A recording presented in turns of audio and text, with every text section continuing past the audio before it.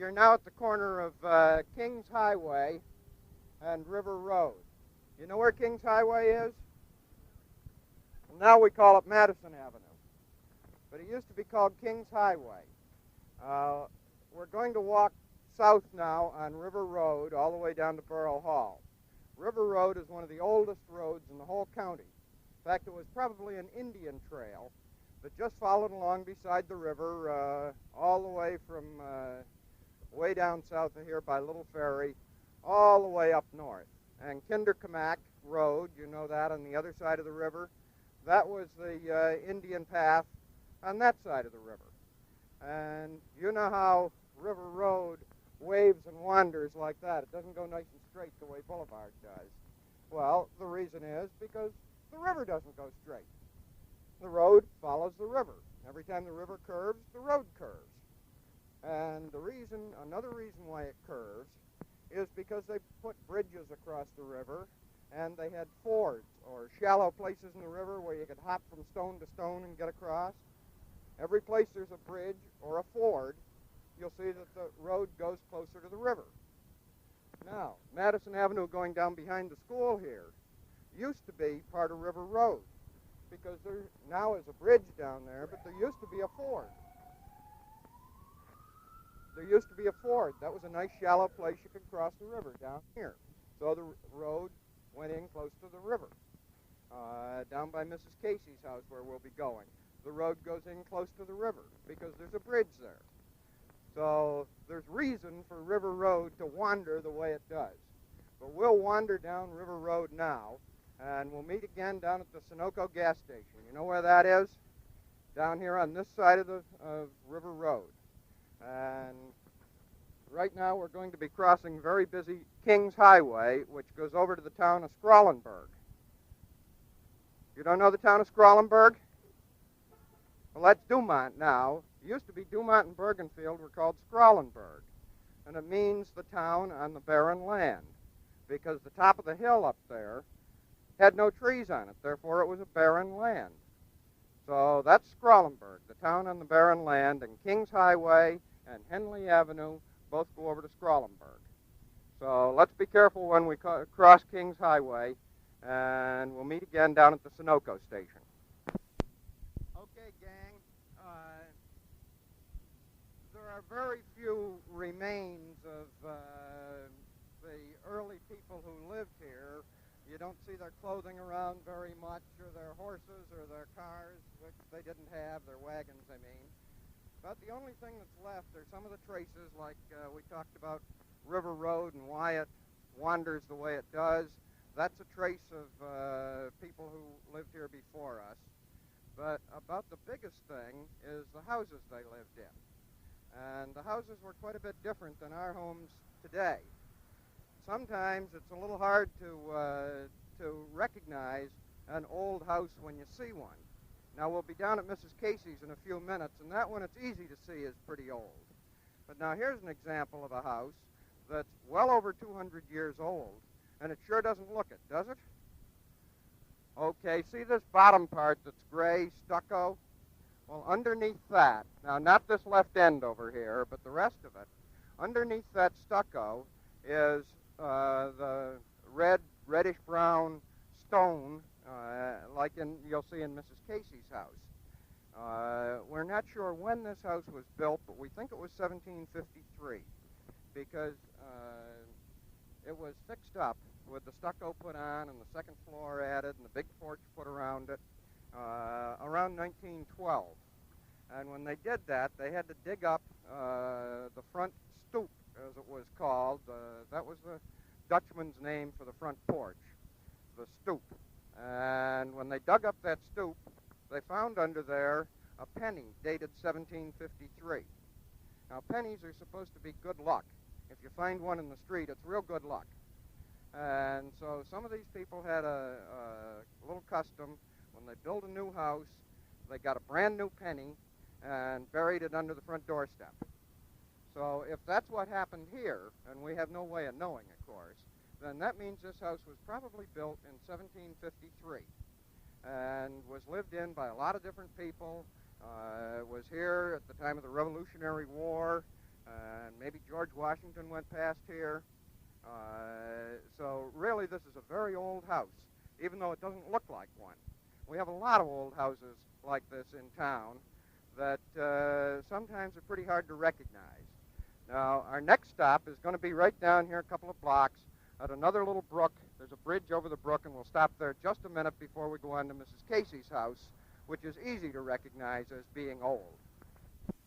Okay, girls, here's another of the little brooks that flow through New Milford and help to establish the pattern for the way the town grew up. Do any of you know what the Dutch word for brook is? What they used to call them? It's a kill, K-I-L-L. So this was a little kill. Mrs. Peterman and I were just talking about it. Interesting how many Dutch words have entered our language. We talked about stoop for front porch a few minutes ago. Well, school is a Dutch word. And you know, what do you call your little finger? What? A pinky. A pinky is a Dutch word. P-I-N-K-J-E, meaning little finger. So when you call that a pinky, you're talking Dutch. But we'll be talking about this brook a little later. This flows down into the Hackensack River a little ways down here. And there's an interesting story about it. We don't know whether it's true or not, but we'll talk about it later. But I want you to get a look at this brook, see how narrow and windy it is, and then we'll talk about it more later on when we get down by the river. Now, next stop is Mrs. Casey's house. Okay, how many of you know Mrs. Casey, the librarian, children's librarian? Well, Mrs. Casey's lived here almost all her life. Her father bought this house, way back 70 years or so ago. This house, you see the marker on it that says 1765? Well, that's the new wing of the house. Now, that's 207 years old, and it's the new wing. Let's move down here, move down along the sidewalk here a little ways to the... Okay, now, you see this little piece here, girls? You see this little piece here with the brick part with the brick bay window and the stones behind it. Okay, the brick bay window is fairly new. That's only 50 years or so old. But the stone part behind it is probably the first permanent house ever built in New Milford. It was probably built in the winter of 1677-78, completed in the spring of 1678, and moved into.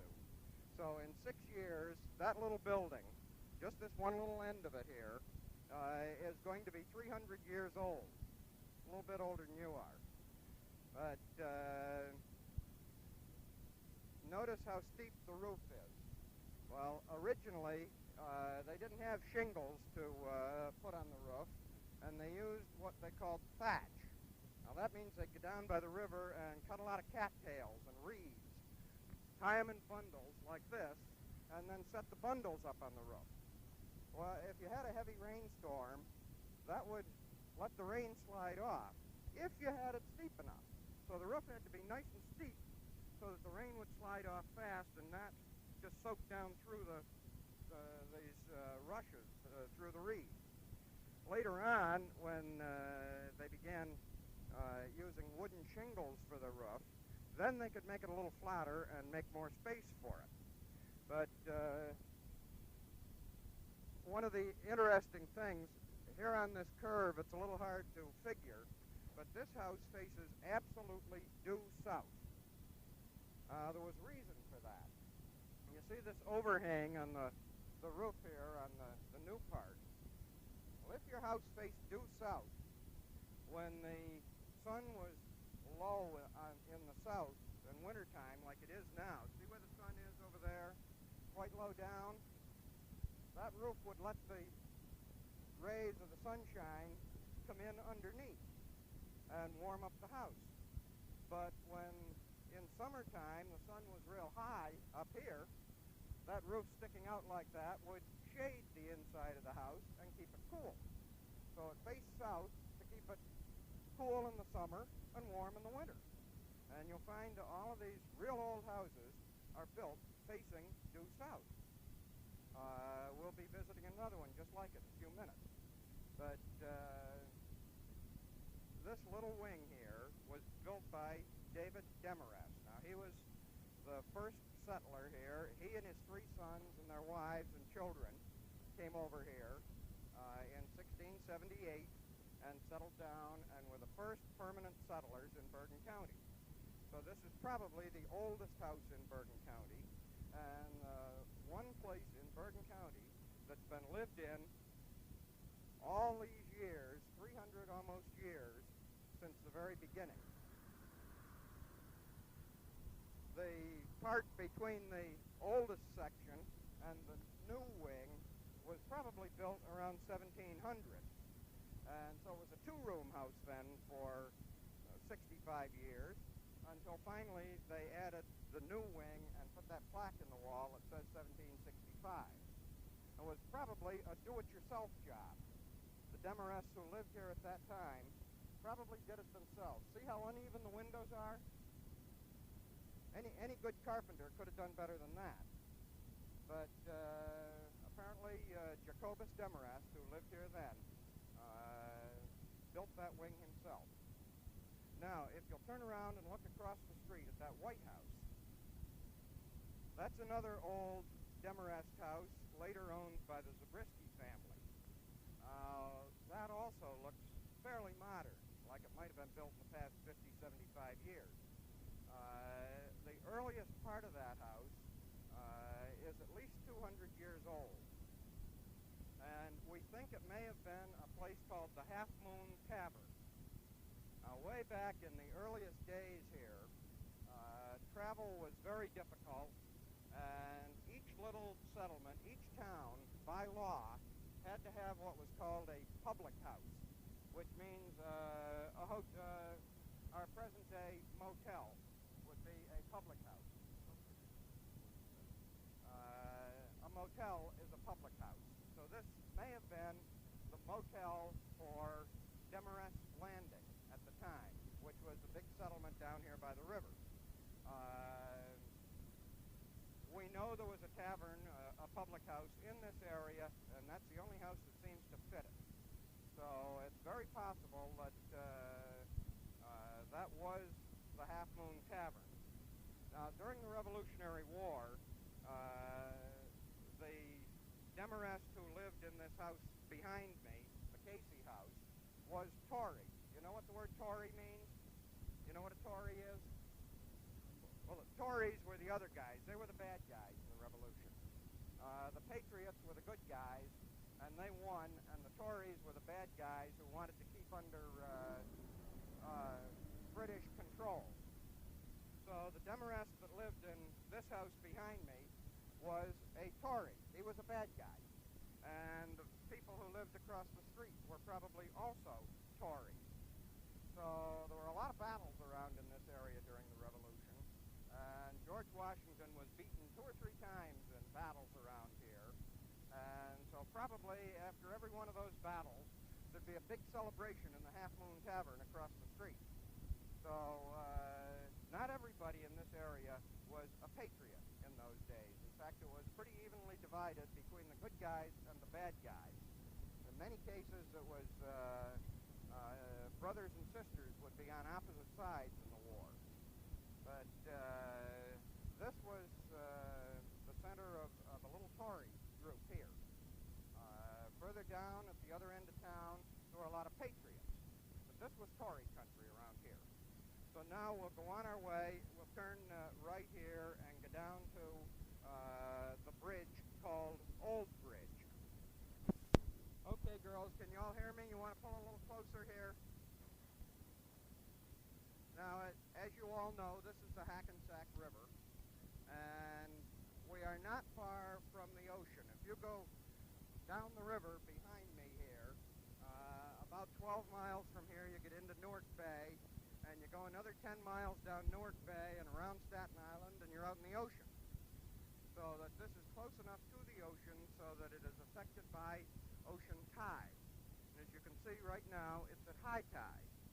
Well, if you come past here about 6 hours from now, you'll see the river will be about 3 or 4 feet lower than this, and all mud flats will be exposed. And this happens twice a day we get high tide, and twice a day we get low tide. At high tide, this used to be a big enough river so that big sailing ships could come up here. In fact, something you probably never noticed before, see that big piece of concrete painted silver up there? That's a counterweight for a drawbridge. This is a drawbridge we're standing on. In other words, the bridge opens up to let big ships go through. Now, there hasn't been a big ship through here in many years, but when this bridge was built, it was still a common thing for big ships to come through here. In fact, in the early days, there used to be big square-rigged sailing ships come up this way. The original settlement of New Milford probably took place right around here. Now, if you look over here to the right, see the little dock sticking out? Just beyond that, if you look hard, you'll see a little indentation there. That's where that brook we saw at the top of the hill empties into the river. David Demarest, the father, began building mills, and he had 2 grist mills. Now that means that they used to grind grain in the grist mills, and he also had a sawmill. And those were all right around in this neighborhood. In fact, that blue-gray building there may be built on the foundations of one of David Demarest's early grist mills. But they had a dock here, and the sailboats used to come up the river, and they'd pick up the completed grain, the ground grain, and take it over to New York City to sell. And this became known as Demarest's Landing, and was a real busy section of the area here, with houses on both sides of the river and a lot of activity around the mills and the store and all that sort of thing. This is called Old Bridge. It was the first bridge across here was built around 1723, and the reason was because the people living on the far side of the river couldn't get to the new church that had just been built over in Bergenfield. So in order to let people get from the other side of the river over to Bergenfield to church, the county, people who lived in the county all chipped in some money and built a bridge across here. And that was the first bridge across the Hackensack River, and therefore was called Old Bridge. Now way down the other end of town, as you go over toward Two Guys, you cross a big new modern bridge with a curve in the middle of it. That's called New Bridge. The original bridge down there was about 1736 or so, so that was called New Bridge, even though it's now 240 years old. The river was a major highway. It was like Route 4 is to us today, or Route 17.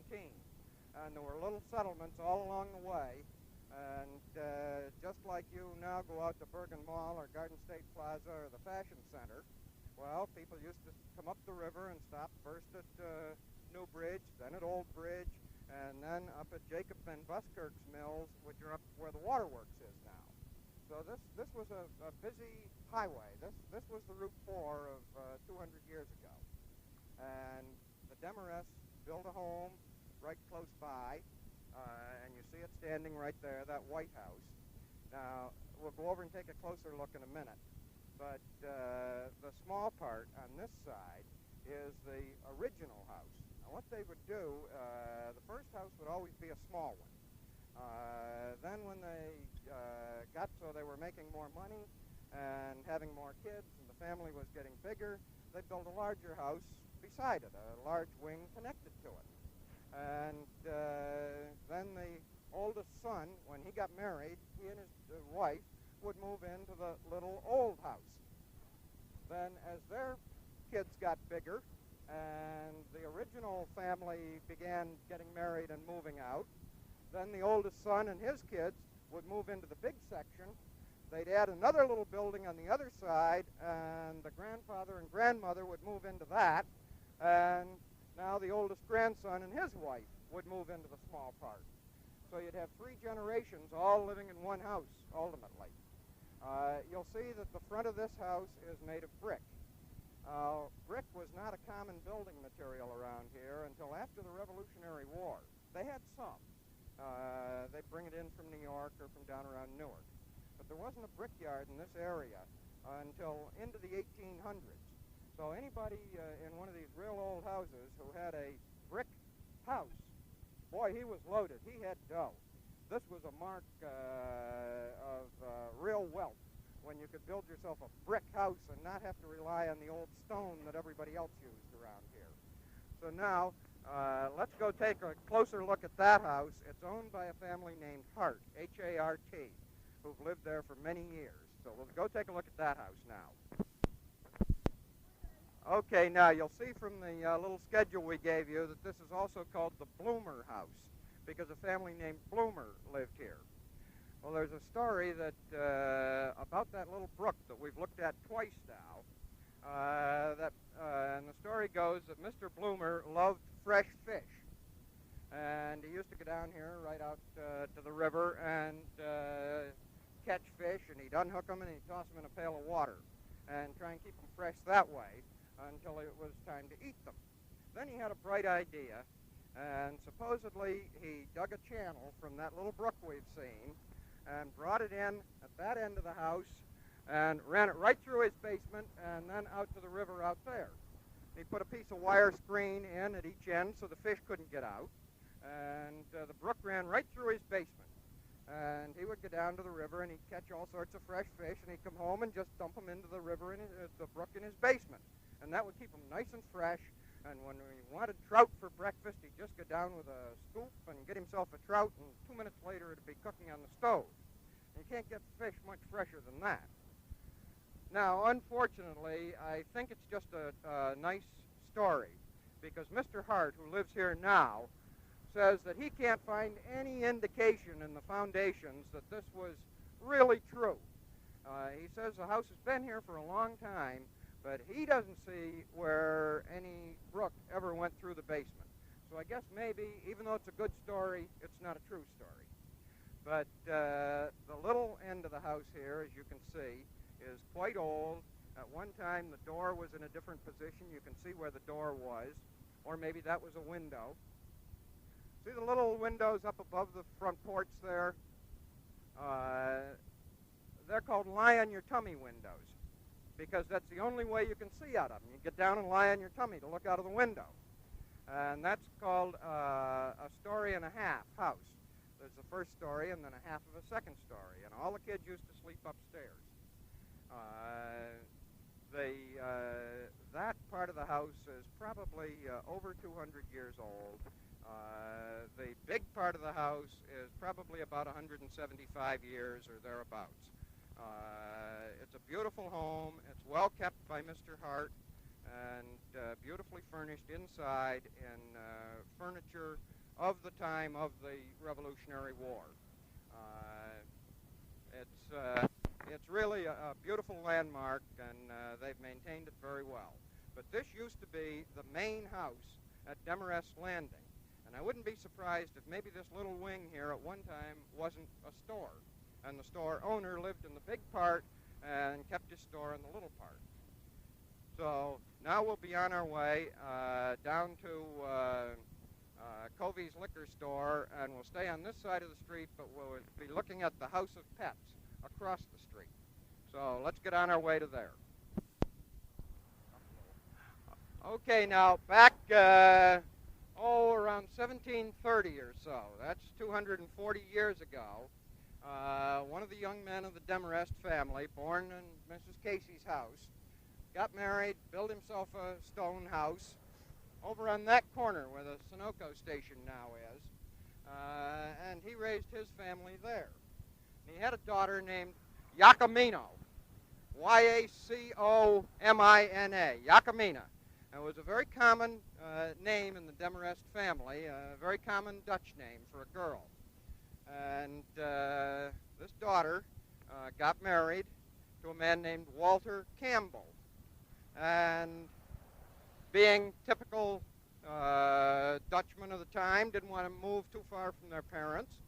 So right across Henley Avenue from the parents' house, they built their own house. Now, they built just a little one. That little one-room, white shingled section is Jacquemina Demarest, Jacquemina Campbell's original house. Then as they got to be a little more affluent, they built the big stone part beside it. That was probably about 1770, 71, somewhere in that area. And so the Campbells lived on this corner, and their parents, the Demarest, lived on the other corner. This was a busy little section. As we said before, this is still part of the Old Bridge section. And these houses were here during the Revolutionary War. In fact, the Campbell family is still very much around this area.